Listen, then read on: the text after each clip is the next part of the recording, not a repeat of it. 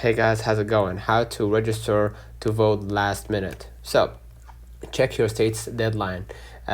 Visit your state's election office website to see if a same-day registration is allowed. If a same-day registration is available, visit your local election office in person or on election day or during early voting. Bring identification and proof of residency. If needed, driver's license or utility bill. And fill out the necessary registration form at the office, and always verify the specific requirements and processes for your state, as they can differ. So let's find out the comments of this video. Hope to. Don't forget to like and subscribe, turn on the notification bell to receive every video we upload.